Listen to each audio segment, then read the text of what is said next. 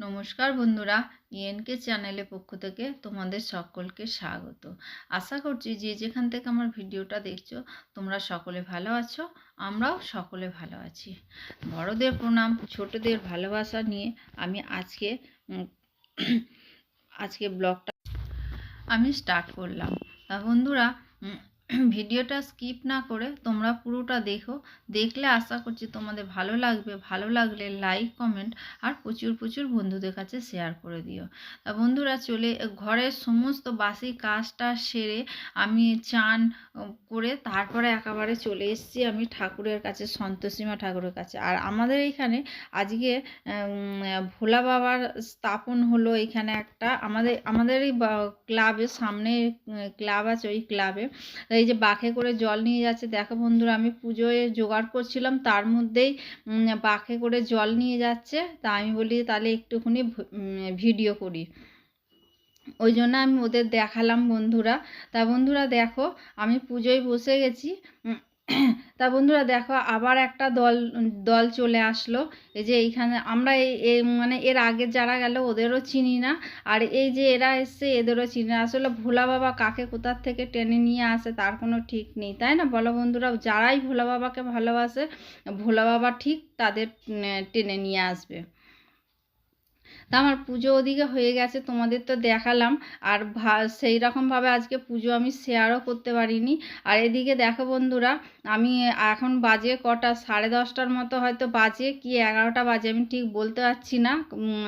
এবার তা বন্ধুরা দেখো, আমি বিছানা পরিষ্কার করতে এসে বিছানা চাদর তুলে দিয়েছি। আর ওদিকে আজকে ডোরাকে বেঁধে রাখা হয়েছে। ডোরা এত অতিরিক্ত জ্বালাতন করছে আমাদের ঘরে যে মানে আর করা যাচ্ছে না ওকে। আসলে কি বলো তো, কিছুই না, তোমাদের দাদার জন্য ও এইরকম ছিল না।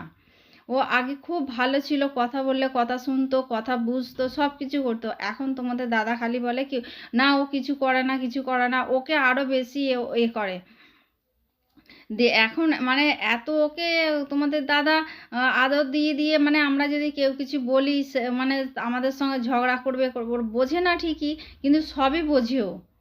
আমরা বলি বোঝে না, সব কিছু বোঝে। যদি বলি মাস্ক নিয়ে আসি, ও খাটের নিচে চলে যাচ্ছে। যদি বলি বেল্ট আনি, খাটের নিচে চলে যাচ্ছে। তাহলে বুঝবে না কেন, তাই না বলো বন্ধুরা? আর তোমাদের দাদা ওকে এমন মানে মাথায় তুলে দিয়েছে, এখন মানে তোমাদের দাদা থাকলে তো আমাদের কারো কথাই শোনে না।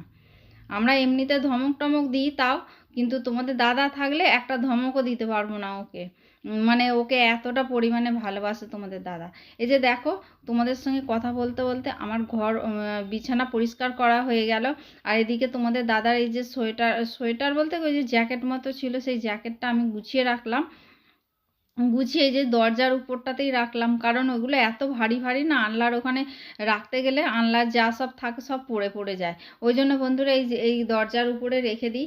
আর ওই যে আমি দেখো ঘর হয়ে গেছে, বিছানা টিছানা পরিষ্কার করা হয়ে গেছে। আমি এখন ঘরটা ঝাঁট দিয়ে নেবো।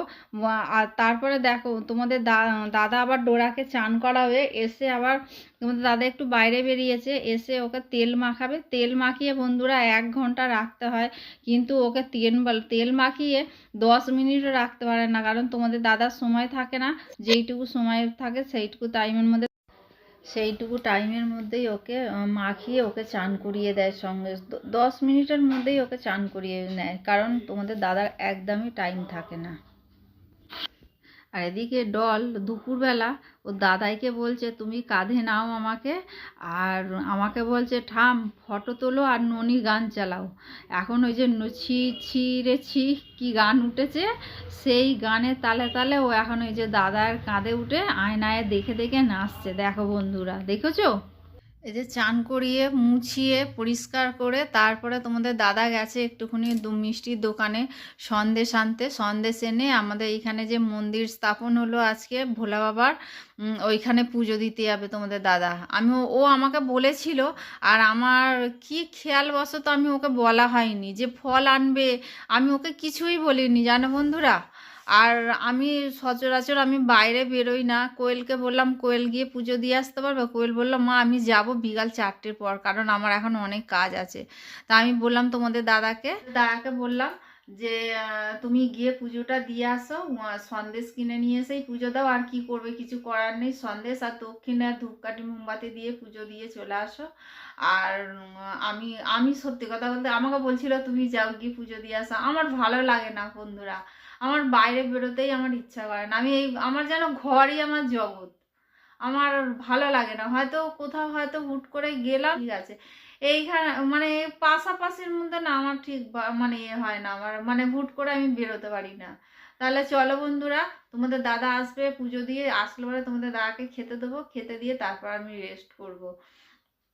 সকাল থেকে সেই যুদ্ধ চলছে, আর এদিকে দেখবে পাখার উপরে কাল থেকে সব পড়ে আছে, এগুলো কিছু সেলাই করার আছে আর কিছু গুছোনার আছে, এগুলো এখনো পর্যন্ত আমার কিছু করা হয়নি, এগুলো করব। দেখি বিকালবেলা আজকে যদি টাইম পাই তাহলে, আসলে না আমি একদম টাইম করে উঠতে পারছি না, যে ডলের কিছু জিনিস দিয়েছে ওর মা সেলাই করার জন্য, আমি একদম টাইম করতে পারছি না। এই সময়টা একটুখানি আমি ফ্রি থাকি, কিন্তু বন্ধুরা সত্যি কথা বলতে কি, সকাল সেই ভোর থেকে উঠে থেকে না, যে কাজকর্ম করে টোরে আমি যে একটুখানি বসে, আমার আর ইচ্ছা হয় না গিয়ে মেশিনটা চালাই, আমার আর ইচ্ছা হয় না। তাহলে চলো বন্ধুরা, পরে আবার আসছি। আমি তোমাদের বললাম না আমাদের এখানে মন্দির স্থাপন হয়েছে, ওই জন্য এখানে ঢাক ঢোল বাজিয়ে যে যাচ্ছে, ঠিক শরীরটাও ভালো নয়, মন মেজাজও ভালো না। তা বন্ধুরা, আমি ভিডিওটা কালকে আমি কন্টিনিউ আমি করতে পারিনি, তা আমি ওই জন্য পরের দিন সকালবেলা এসেছি। সকালবেলা এসে আমার সমস্ত কাজটা সারা হয়ে গেছে, হয়ে চান পুজো হয়ে গেছে। আর কোয়েল, তোমাদের দাদা কোয়েলের বোন এসছে, ওরা বেরিয়েছে, কিসের জন্য বেরিয়েছে, কি কারণে বেরিয়েছে, আমরা রাতে সেটা আমি তোমাদের ঘরে বলবো। পরের ভিডিওটা তোমরা দেখতে পাবে, ইন্টারেস্টিং হবে ভিডিও খুব। তা বন্ধুরা, তোমরা ভিডিওটা আজকে এই পর্যন্তই থাকলো। আর তোমাদের যদি ভালো লেগে থাকে তাহলে লাইক কমেন্ট আর প্রচুর প্রচুর বন্ধুদের কাছে শেয়ার করে দিও। তোমরা ভালো থেকো, সুস্থ থেকো, সাবধানে থেকো, এই বলে আজকের ভিডিওটা রাখলাম। পরের দিনে ডল ডোরা আর আমার সংসার নিয়ে আমি আবার তোমাদের কাছে চলে আসবো বন্ধুরা। তাহলে বন্ধুরা, টাটা।